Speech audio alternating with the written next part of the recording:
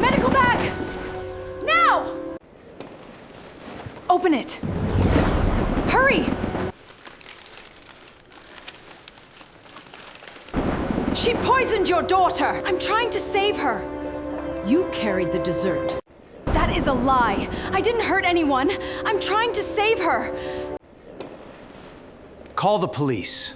What else do you expect from a low-class maid? Mr. Vale, please. I would never do this. 2 months before a single phone made that whole dining room go silent, Tessa Monroe was kneeling on the marble steps behind the Harrison estate, using a stiff brush to scrub dried mud from the gap between 2 stone slabs. From the back lawn, the estate looked more like a private hotel than a home. Tessa cleaned it. She picked up leaves, changed tablecloths, washed crystal glasses, and wiped away the shoe prints of people who never bent down to see what they had just stepped on. The rubber gloves on her hands had grown thin at the tip of one finger, letting cleaning chemicals seep into the tiny cracks in her skin. Every time she dipped the brush into the bucket of soapy water, pain pulled through her wrist, but she didn't stop. Losing the job was the thing she couldn't survive. The phone in her apron pocket buzzed for the 3rd time. Tessa glanced toward the security camera in the corner of the ceiling. In this estate, every hallway had eyes. She wiped her hand on an old towel, pulled the phone out, and turned the screen face down near her knee. A message from her son's elementary school appeared. The tuition for his specialized reading support was overdue. If payment wasn't made before Friday, Darius would be suspended from the program. The amount still owed was $1,200. Tessa read the line twice. She locked the screen before her finger had time to shake, slid the phone back into her pocket, and scrubbed harder. Dirty water splashed onto her wrist and soaked through the edge of the glove. 2 years earlier, Tessa hadn't worked at the Harrison estate. She had stood behind the kitchen counter of a small diner in Dorchester, baking apple pies at 5 in the morning and writing down ingredient counts with a ballpoint pen tucked behind her ear. The job didn't make her rich, but it was steady. Then her mother died after a stroke in a rented apartment in Roxbury. Darius's father had left Boston long before that, leaving behind a few old messages and no child support that ever arrived on time. When the 2nd grade teacher said Darius showed signs of severe dyslexia and needed a special intervention program, Tessa had sat in the parent conference room and folded the tuition quote in half before her son could see the number. She still remembered the teacher lowering her voice and saying Darius was smart, but the letters seemed to slide away from his eyes like glass water. Then $200 wasn't just a number in Tessa's mind.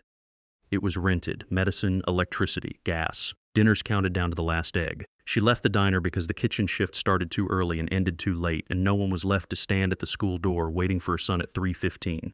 After that came night office cleaning and weekend laundry jobs. Finally came the Harrison estate, where the pay arrived on schedule and, at least on paper, she could ask to shift her hours so she could pick up her child.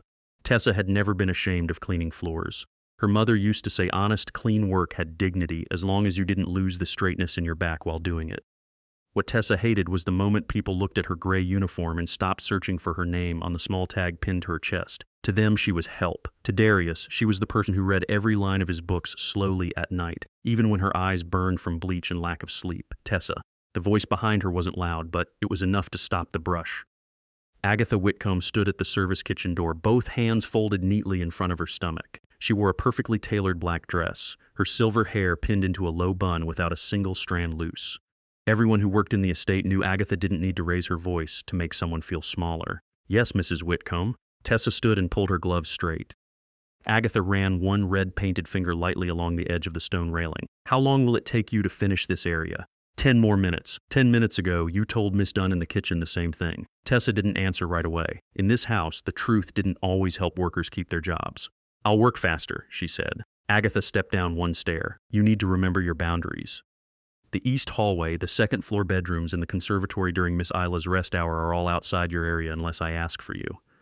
I understand. I hope you do. Agatha looked straight at the name tag on Tessa's uniform. Lately, a few people in this house have started forgetting that kindness is not permission for familiarity. Tessa knew exactly what she meant. Last week, she had picked up a wooden doll that had fallen under a bench in the conservatory and placed it back on the table for the Harrison girl. The next day, Agatha moved her schedule to the old silver storage room in the basement. Miss Isla needs stability, Agatha said. She doesn't need someone trying to become her friend. I never thought I was her friend. Then don't make me say it again. Agatha tilted her head. Everyone here has a place. The Harrison family pays you to clean, not to be seen. Tessa heard the automatic sprinklers turn on across the lawn. She swallowed the answer in her throat. Yes, Mom? Agatha turned back onside. The glass door closed behind her, leaving the sharp, cold smell of her perfume on the steps. Tessa bent down, picked up the brush, and kept working. She thought of Darius sitting at the kitchen table the night before, trying to pronounce the word through 4 times, then giving an embarrassed little laugh when it still came out wrong. "It's okay," Tessa had told him. "I hate that word too." Darius laughed, but later, when he thought she wasn't looking, he covered the page with his hand. Poor people don't get to stay angry for long. Anger doesn't pay tuition. At noon, Tessa got a 20-minute break. She didn't go into the staff break room. She took her lunchbox from the employee refrigerator and walked around the back way, following the hall that led toward the conservatory. She only needed a quiet place to call the school before her break ended. But when she passed the half-open glass door, Tessa saw the girl. Isla Harrison sat on the stone bench near the dwarf orange trees, both knees pulled close to her chest. Her light brown hair had been brushed smooth and tied with a pale blue ribbon. Her small hands gripped the edge of her dress as if she were trying to pull it down and hide herself. On the low table in front of Isla sat a silver tray, a few cucumber slices, 1 piece of brown bread without butter, and a glass of water with a glass straw. Everything was neat, correct, and cold as a medical file. Agatha had told everyone Isla needed a strict diet because of severe allergies. Tessa had seen children with allergies who still got asked what they wanted within safe limits. Isla wasn't asked. She was served, managed, and protected from anything that might disturb the house schedule. Tessa meant to walk away. Then Isla turned her head. The girl's eyes landed on the lunchbox in Tessa's hand. Inside the plastic container were shredded chicken sandwiches, a few apple slices, and a small piece of apple pie Tessa had baked the night before with discounted apples from the market. When she opened the container, the smell of cinnamon and cheap butter still rose up warm enough to tighten her throat. It was Darius's favorite.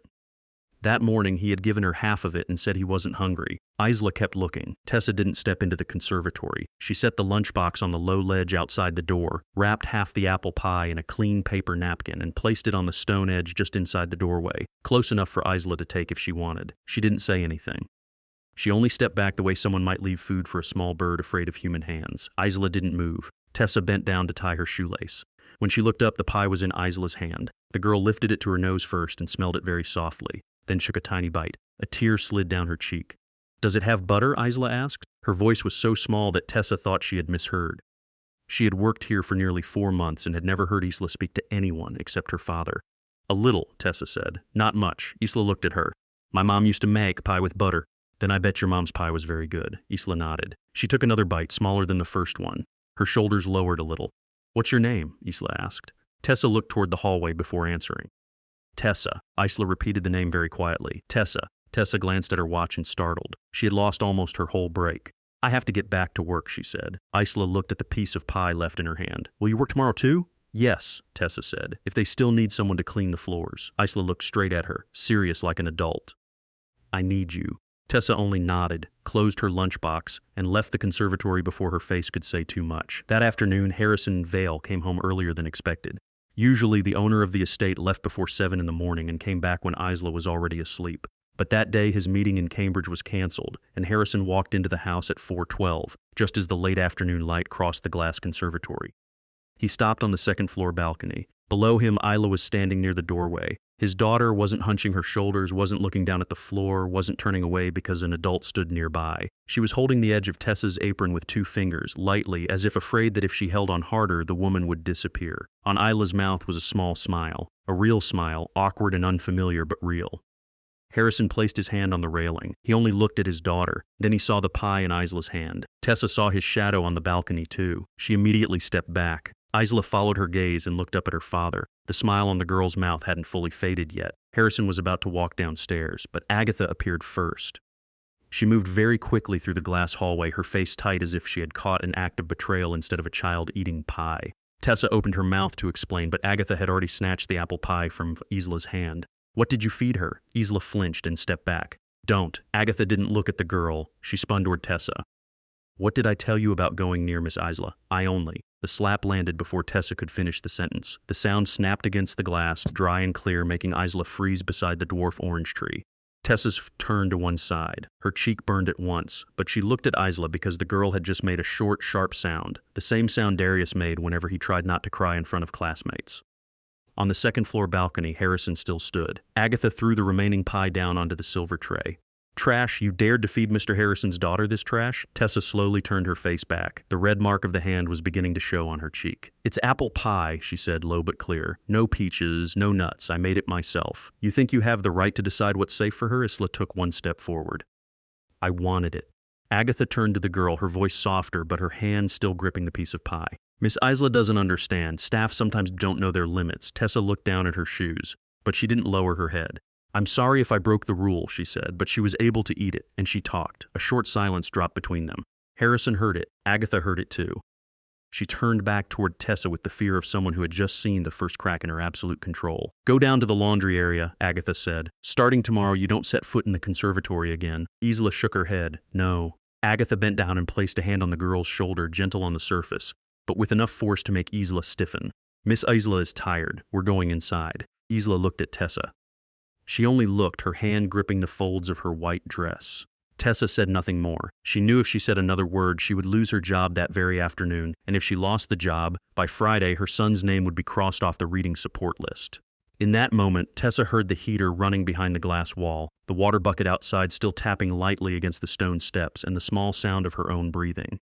She wanted to say that a child was not an antique vase to be locked behind glass. She wanted to say that half a piece of pie didn't break a family. Loneliness did. But the tuition bill in her pocket was heavier than every answer. She only tightened her grip on the lunchbox handle, stood straight, and kept her eyes from dropping to the stone floor where Agatha wanted to place her. For Darius, she swallowed the rest of the pain. So Tessa picked up her empty lunchbox, placed the cleaning rag back over her arm, and walked out of the conservatory. But before the door closed, Isla pulled her hand free from Agatha and ran 2 steps toward her. Isla spoke clearly, loud enough for the father on the balcony to hear. Don't let her... Tessa stopped. Harrison looked down from the second floor, one hand still on the railing. For the first time in months, his daughter had just asked to keep someone close, and the person she wanted to keep was the woman who had just been slapped for giving her half a piece of apple pie. The next morning, Tessa Monroe's name had been pushed to the bottom of the duty chart, sitting alone beneath a thin red line that made it clear at first glance this was not a normal change. Agatha Whitcomb didn't call her into the office, didn't scold her in front of everyone, and didn't announce that she was fired. She only placed the new schedule on the staff room table right beside the empty coffee pot, then walked away with a straight back and black shoes that made no sound. At the Harrison estate, punishment rarely arrived through shouting. It came through changed time slots, through shifts stretched 30 minutes longer, and through floors of the house far away from sunlight. From that day on, Tessa was assigned to the entire north laundry area, where the banquet tablecloths, guest towels, bedroom robes, and staff uniforms were handled. She was no longer allowed to clean the east hallway, no longer allowed to pass the conservatory, no longer had any proper reason to see the little girl who had once held the edge of her apron. Tessa stood in front of the schedule longer than she needed to. The new shift ended at 5:30. Only 30 extra minutes, but those 30 minutes were enough to make her miss the connecting bus back to Roxbury, enough to make Darius wait in the school office, enough for the downstairs neighbor to send another polite reminder that she couldn't keep watching the boy for free forever. Tessa looked at the line of ink, then at the clock on the staff room wall. The second hand moved evenly, cold as if time always belonged to people who didn't have to count every minute just to survive. The laundry area was behind 2 steel doors and down a narrow cement stairwell. The space was always cold, even when the dryers were running nonstop. The old ventilation system blew damp air through metal ducts hanging along the ceiling, making Tessa's breath show in thin white lines whenever she pulled a laundry cart out from the corner. The thermometer beside the chemical cabinet showed 23 degrees Fahrenheit that first morning. The bundles of wet tablecloths were heavy as sandbags. When she lifted them, cold water ran down her wrists, slipped under the edge of her rubber gloves, and found the cracks in her skin exactly where they hurt most. No one had to tell Tessa this was how Agatha wanted her to quit on her own. Shifts like this weren't bad enough to be called abuse, but they were long enough, cold enough, and draining enough for a woman with a small child to decide she couldn't take it anymore. Tessa understood the game. She had seen restaurant managers cut hours instead of firing workers. She had seen cleaning companies move unwanted staff to farther buildings until they gave up. People with power didn't always slam the door in your face. Sometimes they just moved the door a little farther away every day. On her first break, Tessa sat on an upside-down plastic bin in the corner of the laundry room, phone pressed to her ear, one hand holding a small notebook on her lap. The school's finance coordinator spoke in a polite voice and said the specialized reading support program had a waiting list. If the $200 weren't paid before Friday, Darius's spot would be given to the next student. Tessa stared at the water stain spreading across the toe of her shoe and wrote down every word, even though she didn't need to. She only needed her hand to do something so it wouldn't squeeze the phone too hard. One afternoon, a cream-colored piece of paper slid under the basement door. Tessa was sorting napkins when she saw it catch near the wheel of the linen cart. On the paper was a drawing of a black woman in a gray apron holding hands with a girl in a white dress under a glass roof. Red apples had been drawn too large around them, as if the child wanted to make sure the person receiving it understood which memory was worth keeping. In the bottom corner, written in uneven letters, were the words for Tessa. Tessa held the drawing for a long time amidst the noise of the machines. That piece of paper couldn't pay tuition, couldn't make the basement warmer, and couldn't make Agatha less dangerous, but it had its own weight. A child inside that house had seen her not as an apron that moved around, but as a person with hands, with a name, someone who could stay in another person's memory. After the drawing appeared, Agatha's control became sharper. She didn't snatch papers from Isla in front of anyone. She didn't make a scene. She didn't do anything that might catch Harrison's attention. She only closed doors sooner, changed who carried tea trays, and removed every reason for Isla to pass through the east hallway. Every time Isla asked about Tessa, Agatha bent down to fix the girl's collar longer than necessary, her hand resting on the child's shoulder just firmly enough to remind her that every movement in this house needed permission. Isla, who had always been used to retreating into silence, began resisting in the only way a child who had never been taught to argue could. She left a washed apple on her tray and sent it down to the service kitchen. She stood at the top of the basement stairs until a guard gently led her back. She wrote one short line on a sticky note and placed it beside her father's coffee cup. "I want Tessa back." That note was sitting on the library table when Harrison came home close to midnight, between 2 contract drafts and calls from New York. He held it for a moment, his thumb stopping on the word back. But the phone rang right after that. A lawyer's voice mentioned exclusivity terms, signing schedules, an $80 million valuation, and Preston Caldwell's growing irritation if the dinner party was delayed again. Isla's note was set beside the laptop. By morning, it disappeared with the coffee tray. Agatha understood that space and lived inside it like a person holding the keys. She knew when Harrison was in meetings, when he left the house, and when he only read staff summaries instead of asking more questions.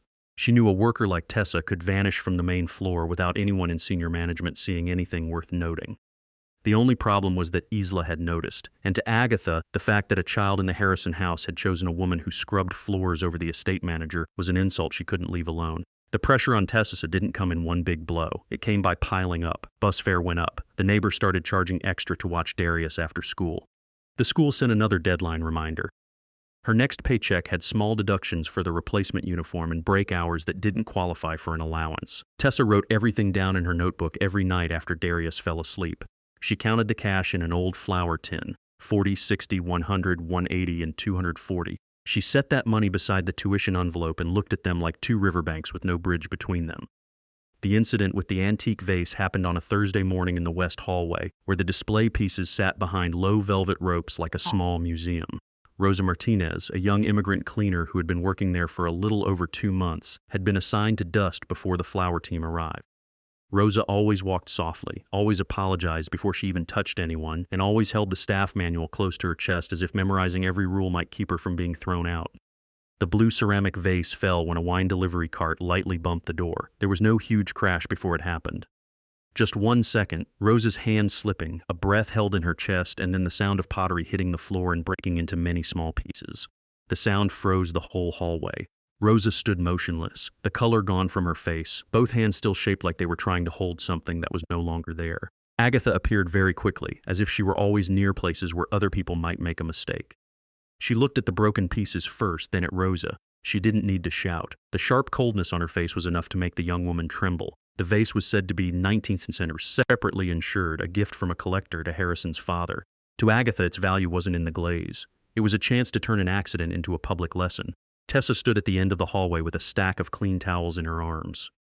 She saw Rosa lift a hand to her chest, breathing in short, fast pulls. She also saw Agatha waiting for someone weaker to collapse so she could call it discipline. In that moment, Tessa thought about Darius's tuition, every dollar that still wasn't enough, and how she had no room to carry the consequences of anyone else's mistake. Then she saw Rosa's hand shaking so hard that a small shard of pottery near her foot trembled with it. Tessa stepped forward. She placed the stack of towels on a side table slowly, like someone placing her own neck into a collar that had already been prepared. She took the blame, no long explanation, no performance. She said the vase had been placed too close to the edge of the shelf the day before when she was cleaning. Rosa was only the last person to touch it. The sentence made Rosa snap her head toward her, tears spilling out at once. Agatha didn't look surprised. A very thin smile appeared on her face, as if Tessa had finally walked into the exact place she wanted her to be. The punishment was written up as a property negligence report, and 3 months of wages were to be deducted little by little. Tessa signed her name under the eyes of the other workers. She didn't look at Rosa because if she did, Rosa would try to tell the truth, and the truth in that house wasn't strong enough to protect people without titles. When everyone moved away, Tessa knelt and picked up the larger ceramic pieces, wrapping them in an old towel. Her hands stayed calm. Only the veins on the back of them stood out. That night, in the basement, Tessa found a small paper bag on the plastic bin where she usually sat. Inside was an old brown wool scarf and a note written in slanted handwriting. "Wear this, it's too cold down there." Tessa wrapped the scarf around her neck. It wasn't thick, it wasn't new, but the warmth didn't come from the wool. It came from the fact that Rosa had seen her. The 3 months of wage deductions made every one of Tessa's calculations fall apart. She called the school again, asked for more time, and heard the same soft answer. She stopped at the bus station under a shelter covered in whiteout marks and watched cars pass over the wet road. When she got home, Darius had fallen asleep at the kitchen table beside his unfinished reading assignment. Tessa carried him to bed and saw the book still open to the page with the word "through." He had circled the word in pencil, as if one day he might beat it if he came back to it enough times. 3 days before the signing dinner, Agatha called Tessa upstairs to sign the wage deduction form. She placed the file on the desk, turned the pen toward her, and watched while Tessa signed her name. There was no new threat, but Agatha's eyes stopped on the brown wool scarf around Tessa's neck. In that look was the irritation of a person realizing loyalty was forming somewhere she couldn't control. Tessa wasn't only remembered by Isla. Rosa owed her something too. To Agatha, gratitude between workers was a threat. People who were isolated were easier to break. As the dinner drew closer, the estate began running like a company preparing for a major launch. Flower trucks arrived before dawn. Wine was counted against a separate list. The lighting team tested every corner of the main dining room. Upstairs in the library, Harrison kept meeting with lawyers and partners. Preston Caldwell's name moved through the kitchen like a key to the fund's future. $80 million, strategic merger, media relationships, a VIP guest list. On the day of the dinner, Tessa hoped she would stay in the basement the whole evening. She finished pressing the last load of napkins at 4 in the afternoon, her hands red from the heat of the press. Just as she pushed the linen cart into the corner, a kitchen assistant came down to call her to the main kitchen. Agatha was waiting. The main kitchen was bright and full of the smell of butter, roasted meat, red wine sauce, and burnt sugar. Dessert plates were arranged in groups, each group with an allergy note card. In a separate corner sat a plate under a silver lid with a small card beside it bearing Isla's name. Agatha stood next to the table, her face unusually calm. That calm made Tessa pay more attention than any anger would have. The task was very simple. Tonight, Tessa would purposely carry Isla's separate dessert tray. The reason sounded reasonable on the surface. Isla had mentioned her name, and in a dinner full of strangers, seeing a familiar face might help the child stay calm. Agatha said this in front of the chef, the servers, and the event manager, so it sounded like a thoughtful decision made with care. But the skin at the back of Tessa's neck went cold. The woman who had banned her from going near Isla, sent her to the basement, and made her sign wage deduction papers, was now handing her the most sensitive task of the evening. Tessa looked at the silver lid. Under it was a small apple pie with no peaches and no nuts checked by the chef. At least that was what Agatha wanted everyone to hear. Tessa had no official reason to refuse. Refusing would become disobedience. Disobedience would become grounds for firing. Being fired would turn Darius's tuition into a door closing for good. Behind the tray rack, when no one was paying attention, Agatha adjusted her black apron. For one brief moment, under the fabric, there appeared a small glass bottle filled with an amber-yellow liquid. She covered it again right away, the movement neat like someone who had practiced in front of a mirror. Tessa didn't see it. Rosa, standing at the sink behind her with her sleeves rolled high, looked up just as the yellow flash vanished under the apron. The kitchen stayed loud. Knives kept hitting the cutting boards. Pot lids kept releasing steam. The event coordinator's voice kept calling out dishes through the radio. No one knew that among the ordinary sounds of a luxurious evening, Agatha's plan had begun with a silver lid, a task that seemed harmless, and a small bottle of liquid hidden close to her body. The Harrison estate blazed with light as black cars stopped one after another in front of the main entrance. Servers opened the doors beneath the stone awning, black umbrellas blooming in the light rain, then folding shut as guests stepped into the grand hall. The smell of expensive perfume, lightly damp cashmere, and new wine mixed together, covering the house in a layer of luxury pared down to every folded napkin.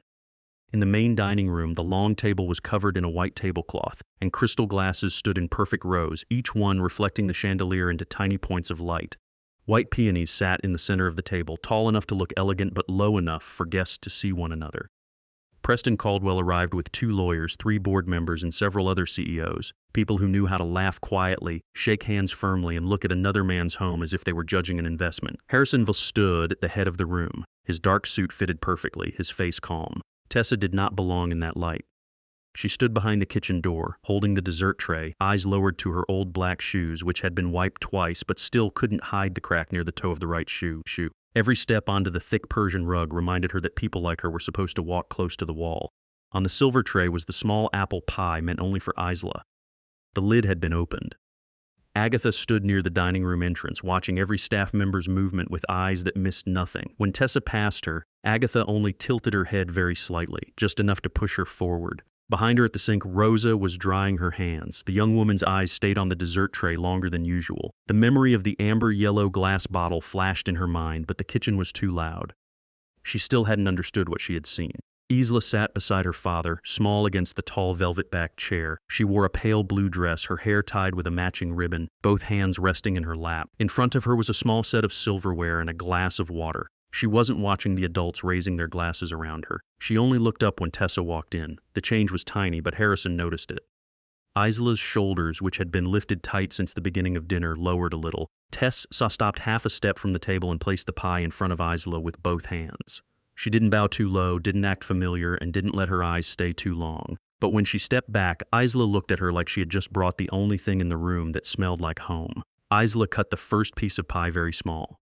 She lifted it to her mouth and chewed slowly. A few adults nearby were still talking about valuation, market expansion, and confidentiality terms after signing. Preston laughed at someone's joke, his laugh polished like the champagne glass in his hand. Agatha stood by the door, her face unchanged. 10 seconds later, the fork dropped onto the plate. The sound of metal hitting china wasn't loud, but Tessa heard it before anyone else. The color raised her hand to her throat. The color drained from her face so fast the warm gold light over the table couldn't hide it. Her lips began to swell and her breathing turned into short broken wheezes. One of her hands gripped the tablecloth, pulling a glass sideways. Water spilled and spread between the silver plate and the peony petals. Harrison shot to his feet, the chair behind him scraping hard across the floor. The guests nearest Isla jerked backward. One woman covered her mouth with a napkin. A lawyer lifted his wineglass off the table as if he were afraid the liquid might touch his hand. In the first few seconds, no one in the room understood what was happening. Only social instinct moved quickly. Create distance, keep clothing clean, avoid being pulled into a situation that had not yet been named. Tessa ran to her before anyone ordered her to. She dropped to her knees beside Isla as the girl slid from the chair, one shoulder hitting the edge of the table before she fell onto the marble floor. Tessa supported the back of Isla's head with one hand, while the other pulled at the collar and the blue bow tightening around the child's throat. The bow had been tied too tight. Her fingers slipped once from sweat, then she tore the knot open hard. The strip of fabric fell to the floor like a small blue snake. The memory of Darius's asthma attacks moved Tessa's body before thought could catch up. Nights when her son sat bent over on the bed, the wheeze stuck inside his chest, his inhaler rolling under the cabinet, and Tessa having to keep her own voice steady so he wouldn't panic. She tilted Isla's body, checked her breathing, looked at her lips, her neck and her hands curling inward. Severe allergy, not ordinary choking. She called for the EpiPen in a voice loud enough to cut through the chaos. The first time no one moved. The people in expensive suits looked at one another, as if the injector belonged to some department no one had identified yet. Tessa repeated it, sharper this time, pointing straight toward the medical bag hanging inside the side cabinet near the door. A young server ran for it. Harrison knelt on the other side of his daughter, one hand behind Isla's back, his face pale but not blocking Tessa. He watched the way she opened an airway for his child, and watched those hands reddened by chemicals that still did not shake. Agatha came close just as the EpiPen was handed over. She stood behind Tessa, her lips parted like someone crushed by horror, but her eyes did not stay on Isla for long. Her eyes went to the pie plate, then the tray, then the guests pulling back into a circle.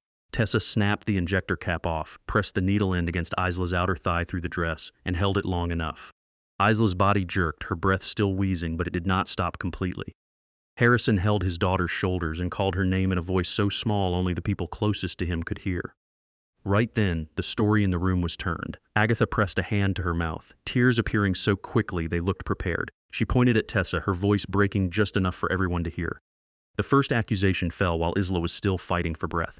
Tessa had carried the dessert. Tessa had tried to get close to the girl before. Tessa had once fed Isla something outside the menu without permission.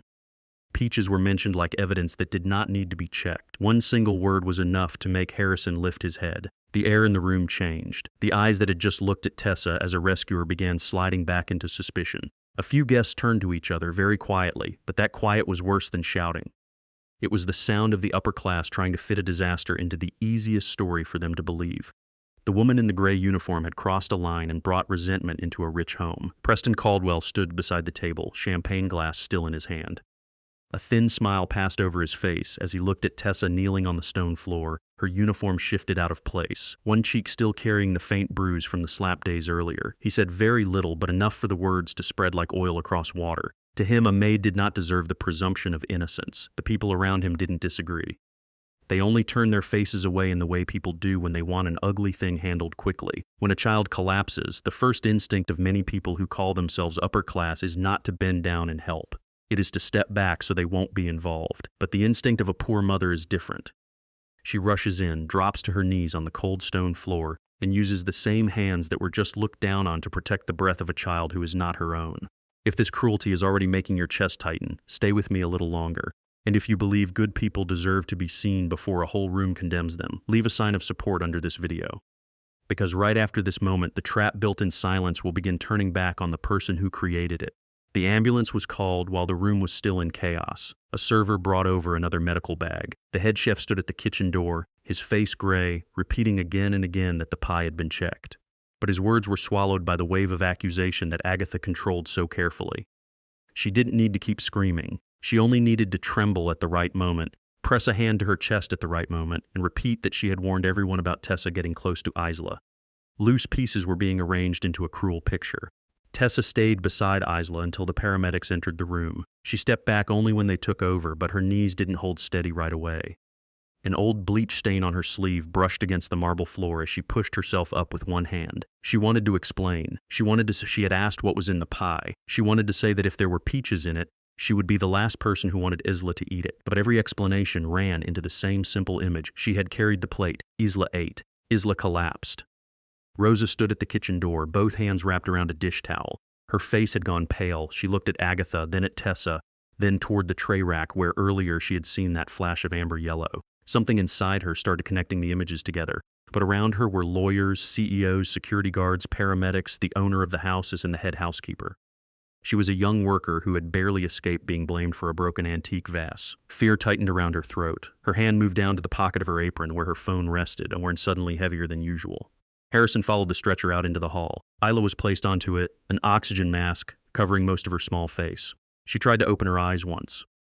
Her gaze moved past her father, past the ceiling, then stopped on Tessa, who was being held back near the dining room door by a security guard. Isla tried to lift her hand, but the heart monitor wires and the paramedic's hand kept her lying still. Tessa saw the movement. Harrison saw it too, but the paramedic's radio and questions about medical history pulled him away. The ambulance doors closed outside the entrance. Red and blue lights washed through the glass, sliding across the stone floor and over the polished shoes of the guests. The siren faded down the private road toward the gate, leaving a strange hollow space inside the estate. The dinner had not formally ended, but no one could eat anymore.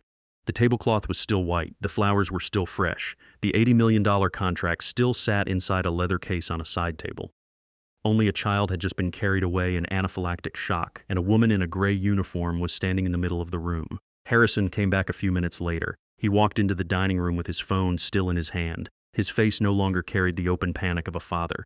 It had been locked behind something colder. Tessa didn't know whether it was control or judgment. She only knew that when he looked at her, there was no warmth in his eyes. Maybe he was holding on to the only explanation he had been given. The woman he had allowed near his daughter had betrayed that trust. Agatha stood on his right, eyes red, a white handkerchief pressed beneath her nose. She didn't look at Tessa like someone who had won. She looked like someone performing pain too perfectly, careful not to let satisfaction show. Preston stood half a step behind, murmuring to a lawyer, his face more annoyed that the deal had been interrupted than that a child had nearly died. When security announced that Boston police had arrived, several guests immediately checked their phones. Some texted their drivers. Others whispered about avoiding the media. 2 officers entered through the main hall. They walked past the dinner table, past unfinished wine glasses, past the half-eaten dessert plates, and stopped in front of Tessa. One of them asked for her name. She answered quietly. When they told her to put her hands in front of her, she looked down at them. Those hands had just held Isla's neck. They had just injected the medicine that saved the child's life. They had spent days shaking from the cold in the basement. Now they were about to be treated like the hands of a poisoner. Tessa closed her eyes for 1 second. In that brief darkness, she saw Darius sitting in the school office, his backpack between his feet, trying to read the poster on the wall so he wouldn't have to stare at the door waiting for his mother. She saw the old flour tin in her small kitchen. The tuition money inside it still wasn't enough. She saw what would happen if she were taken away tonight, who would pick him up, who would explain, who would tell him his mother hadn't left him behind. When she opened her eyes, the handcuffs had already been taken out, cold and bright under the crystal lights. Every road in front of Tessa seemed to close with one small sound of metal. The handcuffs had just opened in the officer's hand when Rosa Martinez stepped out of the shadows beside the kitchen door. Her knees almost refused to obey her, and the white dish towel was twisted tight in her palm. No one looked at her right away. Their eyes were still on Tessa Monroe, the woman standing still in front of the cuffs, so exhausted that fear no longer had enough space to show clearly. Rosa swallowed hard. She looked at Agatha Whitcomb first. The head housekeeper stood beside Harrison Vale, one hand pressed to her mouth, the perfect posture of a woman who had just witnessed something horrible. But her eyes moved over Rosa for half a second, and that half second was enough to make the young woman's blood turn cold. It wasn't grief, it was a warning. Rosa still stepped forward. The phone in her apron pocket felt as heavy as a stone.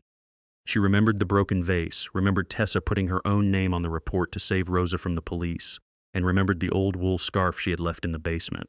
The officer told Tessa to put her hands out. Tessa slowly raised them. Rosa saw those hands still red from chemicals, nails cut short, palms hardened by wet towels and brush handles. Those hands had just held Isla's throat open so the girl could breathe. Those hands did not deserve to be locked because the room needed someone to blame. Rosa placed the phone on the edge of the dining table. The sound was very small, just the phone case touching polished wood beneath the white tablecloth. But in a room waiting for the sound of metal closing around Tessa's wrists, it made several people turn their heads. Harrison looked at the phone first, then at Rosa. The young woman couldn't speak right away. She only pushed the phone a little closer to him, as if once it was near enough, the truth would know how to stand up by itself. The screen was already lit. The video was ready. Rosa pressed play with a finger that shook so badly she missed the first time. On the second try, the image began moving. The phone camera filmed from the angle of the sink behind the tray rack. The frame was slightly tilted, with the sound of running water and knives hitting cutting boards. At first, it only showed the main kitchen during dinner prep. The chef walking past, servers arranging plates, silver lids shining under the lights. Then Agatha appeared in the frame. She stood beside the dessert table, her back partly blocking the view, but not enough. With one hand, she pulled the front of her black apron aside. With the other, she took out a small glass bottle filled with amber yellow liquid. She looked around. In the video, the movement was quick, but the calculation inside it was not. She opened the bottle and tilted it over the silver-covered plate with Isla's name card beside it. The liquid dripped onto the pie in a glossy streak. She paused, then poured more. Not an accidental drop, not a kitchen mistake. Half the bottle. No one in the dining room spoke. The video kept playing, ordinary in the cruelest way. A pot released steam. A staff member crossed the frame. Agatha wiped the mouth of the bottle with a towel, hid it under her apron, checked her face in the steel reflection of the refrigerator, and called for the kitchen assistant. A few seconds later, Tessa appeared in the frame and was brought to the dessert tray. She bent to look at the allergy card and ask something, but the kitchen noise swallowed it. Agatha leaned in, smiling, and pointed toward the dining room. The video ended with Tessa carrying the tray away, completely unaware that the thing beneath the silver lid had been turned into a weapon.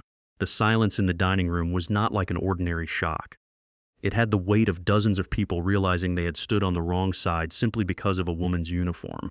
One guest set down his wine glass, but his hand hit the rim too hard, and wine spilled onto the tablecloth. The lawyer beside Preston lowered his eyes to his phone but didn't press anything.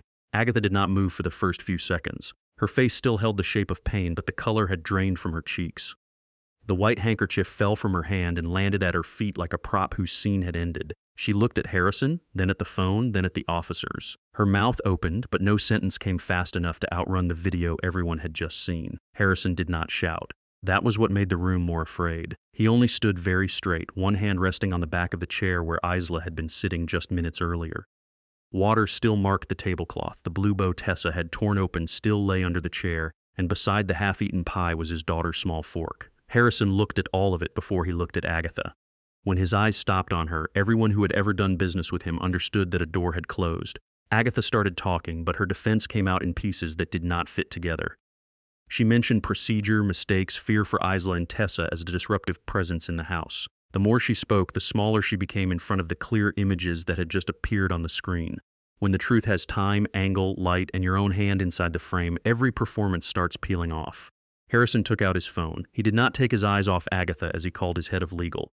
His voice was low and steady with no extra words. The evidence was to be turned over to the police immediately. The fund's legal team was to seal all cameras from the main kitchen, service hall, dining room, and dessert station. Every staff member present during dinner prep had to remain available for statements. When he named the charges, the room heard them clearly. Intentional poisoning of a minor, reckless endangerment, and fabricating evidence to frame someone else. Agatha stepped back. Her heel caught on the edge of the rug. When the officer moved toward her, she could no longer keep her back straight. For the first time since Tessa had known her, Agatha looked like a person her real age, neck tight, hands shaking, eyes searching for someone who could save her from what she had done. She turned toward Harrison and received nothing but distance. She turned toward the guests, the same people who had believed her minutes ago, but they immediately looked away. Agatha's power had only been fear borrowed from the Harrison name. Once that name pulled back from her, no one stayed. The cuffs closed around Agatha's wrists with a dry, clear click. The sound passed through Tessa like a rush of heat after too many days in the cold basement. She did not feel happy. It was too light a feeling for a night when a child had almost died. But her body understood one thing before her mind did. The handcuffs did not belong to her anymore. Agatha tried to walk, but her knees buckled. An officer had to hold her elbow to help her stand. She muttered broken sentences about devotion, decades of service, and how no one understood the pressure of maintaining order in a family like this. As she was led through the dining room door, Tessa saw Rosa, standing close to the wall, her face wet but her eyes lifted. The young woman was shaking, but she did not step back. Harrison walked to Rosa. There was no long praise, no hug. He only lowered his head slightly, like a man who had just been taught by a young employee how to look at his own house again. Rosa clasped her hands in front of her stomach. Harrison asked her to send the original video to the police, then told a security officer to go with her, not to control her, but to make sure no one in the house touched her phone before the evidence was backed up. Meanwhile, Preston Caldwell was still standing near the side table. The champagne glass was finally set down. He adjusted his cuff. His face had changed very little. Men like Preston were used to surviving disasters through distance. Agatha was a Harrison employee. The video was a Harrison family problem. His comment about Tessa, in his own mind, had only been a reaction in a tense situation. He was ready to turn himself into a bystander. Harrison did not give him that chance. He turned back toward the dining room where the $80 million merger contract still sat inside the leather case on the side table beside the gold-plated pens prepared for the signing photos. Preston's legal team moved closer. Someone quietly suggested the signing could be moved to another date after Isla's condition stabilized. Someone else mentioned internal confidentiality and avoiding damage to the media rollout from a family incident. The sentences were smooth, professional, and so empty they made Tessa feel colder than the basement ever had. Harrison opened the leather case. He pulled out the thick set of documents and looked at the cover for a few seconds. It was not just paper. It was months of negotiations, midnight calls, missed dinners with his daughter, and the reason he had been absent long enough for Agatha to turn the estate into her own kingdom. Tessa saw his hand rest on the edge of the contract. For one moment, he looked as if he was seeing himself from the outside. Then he tore the documents in half. The sound of thick paper ripping was not as loud as the handcuffs, but it made Preston's entire group freeze. The pages of terms fell onto the table, and a few slid into the spilled wine. Preston took half a step forward. The last piece of politeness was cracking on his face. He didn't understand, or didn't want to understand, that the deal had not died because of Agatha. It had died because of the words he had thrown at a woman who was trying to save a child. Harrison did not need a speech. With one look, cold enough to cut, he made Preston understand that a man who judged character by a uniform had no place as his partner. Not only because of brand risk, but also because anyone willing to condemn the powerless while a child was suffocating would do the same thing in a boardroom to anyone without enough power to fight back. Preston left the room in the most humiliating silence money could buy. No one saw him out with a handshake. His lawyers gathered the torn documents, some pages soaked with wine so badly they couldn't be picked up whole. The CEOs who had laughed with him earlier now checked their phones or looked in another direction. An $80 million deal had been canceled, in front of witnesses, in front of police, and in front of the social class Preston had wanted to impress. When the last door closed behind Preston's group, the dining room looked like a storm had passed through it without wind. The white tablecloth was crooked, wine had spilled, Isla's chair was empty. The blue bow still lay on the floor, one edge dirtied by a shoe print. Tessa bent down and picked it up before she had time to think. She brushed the dust away gently and folded it in her palm. No one stopped her. Harrison saw the movement. His face changed only slightly, but something inside the coldness cracked. He had just watched the entire room pick up his daughter's ribbon with the care of a mother. Not to prove anything, not to create a scene, only because Isla might need it again. Harrison's phone rang. The hospital was calling. He stepped a few paces toward the window and listened to the update. Isla had been taken to pediatric emergency care and was responding better to the epinephrine. Her airway was still swollen but stable. He closed his eyes for 1 second, his hand gripping the window frame lightly. When he turned back, he no longer looked like a man simply managing a crisis. He looked like a man who finally understood how much he had missed before the crisis happened. He walked toward Tessa. The others in the room almost automatically moved aside. Rosa stood by the kitchen door. The 2 officers stayed near the exit. The servers, the chef, and the remaining guests all watched, but the contempt in their eyes was gone. The truth had changed everyone's place in the room. The woman in the gray uniform was no longer the easy suspect. She was the only person who had done the right thing from the beginning. Tessa stood still when Harrison stopped in front of her. She was still holding the blue ribbon. The red mark on her cheek was still faintly visible. Her sleeve still carried the mark from the stone floor where she had knelt to save Isla. She didn't know what he was going to say, and after everything that had happened, she wasn't sure she had enough strength left to hear it. Harrison reached into the inside pocket of his suit jacket. The whole room seemed to hold still. He pulled out a black card and held it between 2 fingers. The kind of card people did not use merely for dinner or plane tickets. It stood for power that everyone in that room understood. He extended it toward Tessa slowly, clearly enough for everyone to see. Under the crystal lights, the black card reflected a cold line of light. It sat between the white billionaire and the black single mother who had been called a maid, pushed into the basement, and nearly handcuffed for someone else's crime. The whole room waited to see whether she would take it. Tessa looked at the card, then at the hand in front of her. In her pocket, Darius's tuition bill was still waiting, heavier than any card. Tessa Monroe looked at the black card in Harrison Vale's hand as if it belonged to another life. It wasn't cash. It wasn't a check. It wasn't the payroll envelope she usually opened at her kitchen table after Darius had fallen asleep. It was small, flat, and cold under the crystal lights, but everyone in that room understood the kind of power inside it. A card like that could pay the overdue tuition, replace old shoes, buy medicine, pay for childcare, and erase the nights she spent counting money inside an old flour tin. Harrison held it out with the seriousness of a man trying to fix something words could no longer fix. He didn't say much. His silence felt more honest than any apology. Tessa looked at his hand, then at Isla's blue ribbon lying in her own palm. The fabric was still creased from being torn open in a rush to clear the girl's airway. One edge of the bow had a mark of dust from the marble floor. If she took the card, no one in that room would have the right to blame her. Rich people liked clear payments for gratitude. It gave disaster a receipt, gave guilt a form of payment, and let everyone believe a beautiful act had closed the matter. But Tessa knew what it felt like to be priced. She had lived with it long enough. The price of 1 hour cleaning floors, the price of 3 months of deducted wages, the price of a reading program for her son, the price of a uniform that made people forget her name. She didn't reach out. The card stayed between them. A few guests looked down, as if that refusal made them more uncomfortable than the video they had just watched. Rosa stood near the kitchen door, her eyes still red. The 2 officers had taken Agatha away. Preston had left the estate with his deal torn in half. In the space that remained, Tessa took a slow breath. She told Harrison she had saved Isla because the girl needed someone beside her, the same way her son needed someone on the nights when he couldn't read a page of a book. She said her kindness had no price that could be converted into money. Her voice wasn't loud, but every word landed clearly enough for Harrison to lower his eyes from the card. Tessa did not turn her refusal into a lesson for the whole room. She only returned to herself the one thing Agatha had never been able to take, the right to decide who she was. Harrison slowly pulled his hand back. He no longer looked like a man managing a crisis. He looked like a man who had just understood that some debts could not be paid with the most expensive thing in his pocket. He looked at Tessa, at the faint red mark still on her cheek, at her faded sleeve, at her old shoes standing straight on the rug that had earlier been used by everyone to separate her from them. The respect on his face did not arrive loudly. It arrived in the way he stopped trying to make her take it. The hospital called a second time near midnight. Isla had passed the first dangerous stage, though she still needed monitoring because her airway remained swollen and her numbers were more stable. Harrison left the estate immediately after that. Before he went, he ordered the legal staff to preserve every personnel file connected to Agatha, the shift charts, the wage deduction reports, the basement camera footage, and every internal disciplinary record from the past 6 months. He didn't raise his voice when he gave the orders. That calm was what made the remaining managers understand the purge would not stop with one woman in handcuffs. Tessa went home after 2 in the morning. Rosa insisted on walking with her to the car that had been called. One of Harrison's legal employees offered to arrange a ride home, but Tessa sat in the back seat like she didn't know where to place her hands. Boston outside the window was wet with lights and rain streaks stretching across the road.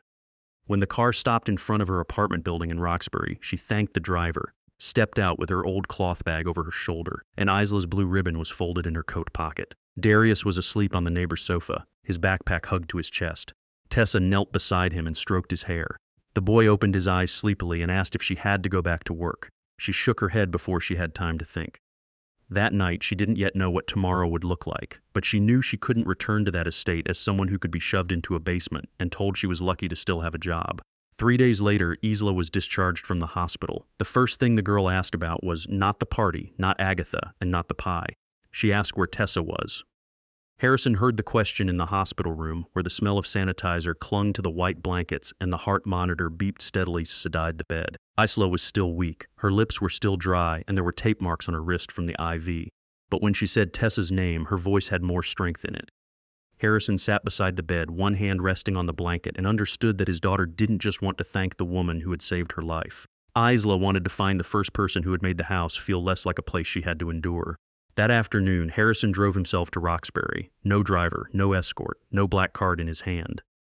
He parked the black sedan in front of an old apartment building where the paint on the stairwell peeled in patches and the trash cans near the entrance were already full before pickup day. He stood for a few seconds under the awning, looking at the children's bikes as locked to the railing, the crooked flyers taped to the glass door, and listening to the sound of a television coming from a first-floor apartment. This was not his world, but it was the world Tessa had returned to after saving his daughter. Tessa opened the door with calm caution. She wore an old sweater, her hair tied at the back of her neck, and flowers still marked her hands because she had been making dinner. Darius stood behind her looking at the strange man with curious, careful eyes. Harrison didn't step inside right away. He asked if he could speak with her for a few minutes.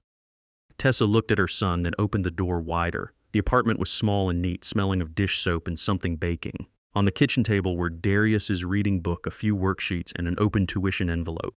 Harrison saw it, but he didn't look at it for long. This time he was wise enough to understand that respect sometimes began with not turning another person's hardship into a scene for your pity. He placed a thin folder on the table, not the black card. Inside was a formal contract drafted by the legal department of the fund and the Harrison Family Asset Management Company. Tessa was not being invited back as a cleaner. She was being offered the position of estate operations director, responsible for staff operations, kitchen safety procedures, service training, and oversight of worker welfare.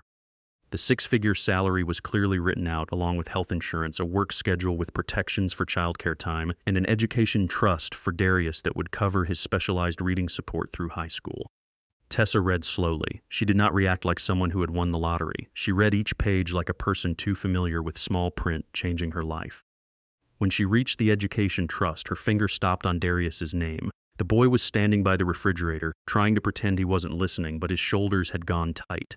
Harrison did not call it a gift. He called it work and responsibility. He admitted his house had been run badly, not only because Agatha was cruel, but because he had handed power for too long to a person who knew how to hide cruelty under the name of order. He needed someone who understood the house from the bottom up, someone who understood what workers were afraid of, what children needed, and who could stand straight enough to say no when the thing being offered was only money for silence. Tessa set the folder down. She looked around her small apartment, the chair with one leg propped up by cardboard, the sink with rust stains, and the calendar with the tuition deadline marked in red pen.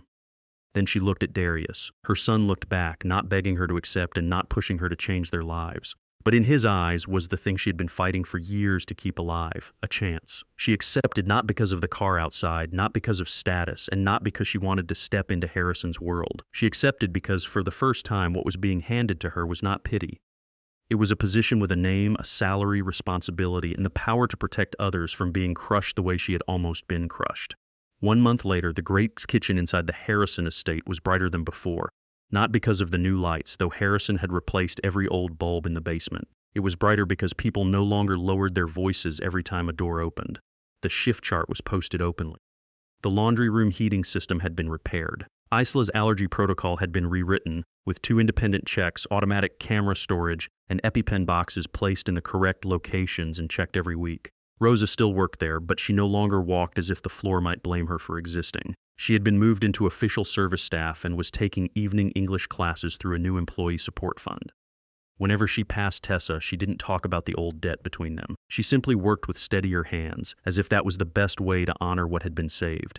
Isla and Darius met on a Saturday afternoon. Tessa had not meant to make a big moment out of it. She had only brought her son to the estate for a few hours while she finished employee paperwork, and Isla heard Darius's name from the hallway and stepped out. The two children stood looking at each other in front of the kitchen door. Isla was still a little thin after the hospital stay. Darius held his reading book under one arm like a shield. The first apple pie they made together in that kitchen was not perfect. Darius read the recipe slowly, at one point mixing up teaspoon and tablespoon, then blushing when he realized it. Isla didn't laugh. She only pushed the paper closer and pointed to each line with her finger, the same way Tessa did with her son at home. Tessa kneaded dough beside them and didn't step in too quickly. Harrison stood in the kitchen doorway, his shirt sleeves rolled up, watching his daughter sprinkle cinnamon over the apples and tell Darius that this smell felt like home. When the pie came out of the oven, one corner of the crust was slightly burned. Darius looked at Tessa nervously. Isla broke off that little burned piece right away, blew on it, and ate it first, as if proving that something imperfect could still be chosen. Tessa turned away to wash the knife, but Harrison saw her shoulder move slightly. He said nothing. He had learned that some moments did not need to be turned into words. That night, when the kitchen held only the smell of baked apples and cinnamon, Harrison stood at the doorway and watched Tessa place the clean blue ribbon inside a small wooden box on the kitchen shelf. Beside it were a copy of her employment contract and a photo of Isla and Darius with flour all over their hands. The Harrison estate was still large. It still had iron gates. It still had hallways long enough for footsteps to echo for a while. But for the first time in years, it no longer only had people who served. It had people who stayed. And if you ask me what makes this story stay with me the most, I won't say it was the black card or the contract torn in half in front of an arrogant CEO. I remember the moment Tessa did not reach out. A mother who needed money, whose son needed help with school, and who had too many bills still had enough calm inside her to refuse the kind of repayment that would have put a price on her kindness. Some people think she was foolish, but I think that was the moment she took back the whole room. Agatha had believed poor people were easy to control because they needed money. Preston had believed a uniform was enough to decide a person's worth. Harrison, though he was not cruel, had also believed power could fix a wrong faster than understanding could. Tessa forced all of them to learn the same lesson. Dignity is not something you swipe through a payment machine. The most beautiful part is that Harrison finally understood. He didn't come back with a gift that would make her lower her head. He came back with an opportunity that had a contract, responsibility, fair pay, and a future for her son. That is the difference between charity and respect. And that half piece of apple pie? It was never just pie. It was the first sign that a lonely child still knew how to recognize warmth. It was proof that the smallest kindness given at the right time can crack even the coldest system. Maybe what remains after this story is not the black card and not the contract torn in half. It is the way Tessa stood still in front of a room full of money and did not let anyone buy her kindness cheaply. If you have ever seen someone looked down on because of the work they do, remember this. Dignity does not need to be handed to you by anyone. It only needs to be held on to by what you believe is good, especially in the moments when other people want you to bow your head. Thank you for staying until the end of this story.